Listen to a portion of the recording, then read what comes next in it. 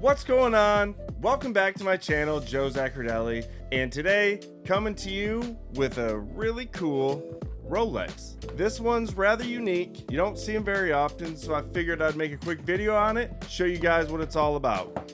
Right here in front of me, we have a Rolex 19018 18 karat solid gold band, case, and bezel, day date, with a champagne dial, fluted bezel, screw down crown. And what really is interesting about this watch is the movement that's inside of it. 50-55, and it is 11 jewel quartz movement. The real magic of this video is what's inside underneath that 18 karat gold backplate. Now, before we get into it, please take a minute to like, share, subscribe, and hit that notification bell so you're always up to date on what's going on in our channel.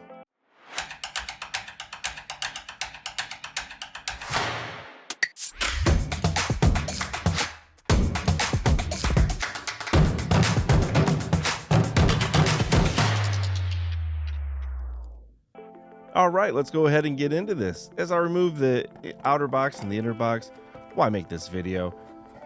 Most of us know that when we go out and get a Rolex or see a Rolex and someone says that it's battery operated, all you need to do is change the battery. 99% of the time, it is a fake. No questions about it. However, this one's a little bit differently, and we're gonna dive into that. As you can see, this one isn't as tricky as, say, like a stainless steel one or a two-tone one. The 18 karat does pop. We got that champagne dial, and we got that Cyclops that looks legit on the band. All the markings correct. So let's go ahead and talk about this watch, because this watch is historically significant. This was all the birth child of the quartz crisis back in the late 60s, actually 69, when the first quartz watch did come into existence. And kind of a dark time in my world, because I do love mechanical watches. We're gonna go ahead here and pop this bracelet off and work with removing the back with just one of these removed, because really don't want to take a chance of scratching. Now if we go ahead and examine this outer case, you can see markings on here. Fake watches will have something along these lines, but nothing that look this detailed and well done. The brush marks, the punches, everything looks right. So let's go ahead and open this up, and here is our first look at the 50-55. Well, scratch that. Let's go ahead and look at this case back. Once again, all the right markings, but back to this movement, this 50-55 11 jewel quartz movement. Now in the 60s, Rolex was a part of 20 different companies go ahead and develop the quartz movement. And what ended up happening was Seiko hit the market first with their movement in 69. And basically what this co-op group of 20 Swiss brands did come up with, they released the Beta 21 in 1970. As we go ahead and remove this battery, the battery is a 357 or a 303. Now, they released the Beta 21. I would love to know, have you ever seen a Beta 21 in person? I personally have not. This is actually one of the first Oyster Quartz that I've actually got to work on.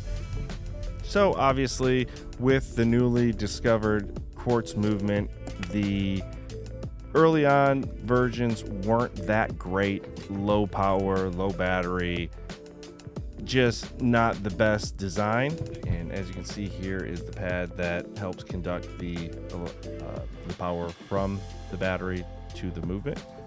And basically Rolex went ahead and went off on their own, and they came up with the 50-35, which is a lady's watch, and the 50-55. Now the cool thing about this is between a little over 25 years, they only made 25,000 of these watches. So When you hear someone say, hey, I have a Rolex, it doesn't work, it just needs a battery, maybe check it. You never know. You could come across a nice hidden gem. Now, at the heart of this movement is a quartz crystal oscillator, and basically its frequency is a little over 32,000 times per second to keep accurate time. It does have a stepping motor, and that's how the circuit works, and it works like kind of like a mechanical watch in a way, and this has a totally different design. And when it does get up and running, you get to see it actually looks like it has a pallet fork in it that helps regulate it and makes it kind of tick in a way, which most real quartz movements do not. Let's see if we can zoom in here and get a better shot of this working. And as you can see, Rolex did take their time with this. Most quartz are considered cheap. This is not cheap. This is well done, well finished, very nice looking, polished, and as you can see here, it is ticking back and forth. And most quartz watches, the only thing you see is like the sweep second wheel turning gradually. This one, you can actually see the movement working, which, you know, it is an advancement of the mechanical watch and putting a battery in with it. I think it's very cool, very unique, and thought, hey, probably should share this because I don't think very many people have seen it. As you can see here, there's the 19018 on the lug.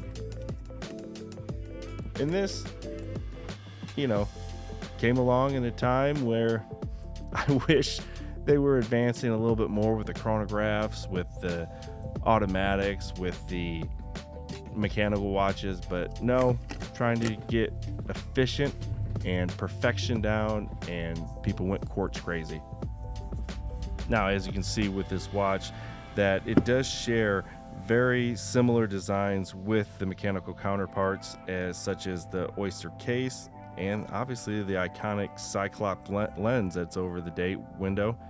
These do offer, now this one being a higher end movement with that 18 karat gold case looking like a presidential, it does have the date feature on it as well as a hacking feature, so you can get the time down to the tenths of the second, which, why wouldn't Rolex do this?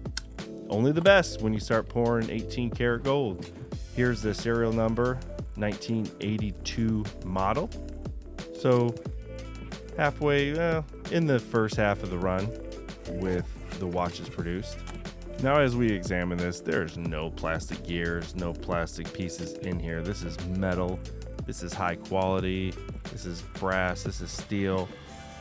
This was very durable, ahead of its time, really, if you think about all the factors included. This does have the screw down crown. It does have basically all the protection that most oysters of this day did have. What do you guys think? Have you seen many of these? Because out and about, I really have not. Now let's go ahead and get this bracelet back on it. Try to be as careful as possible because you do not want to scratch any of this gold, because it's just be a travesty to do that. It looks good to me. Look at just how clean that looks. And also, one of the only Rolexes you'll find that will actually not sweep. It ticks. And everyone that knows a Rolex will be like, no, that sweep second wheel is not sweeping. This is another feature that does not look very Rolex-ish. If that even is a word. I'll just make it up.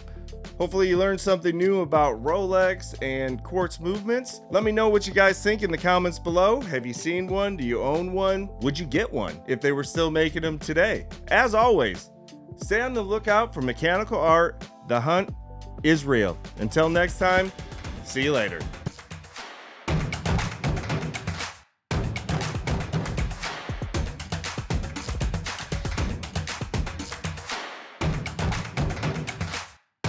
And they went in with multiple companies, like with multiple companies around. All right. We got the outer box, we got the inner box, but the real magic of this video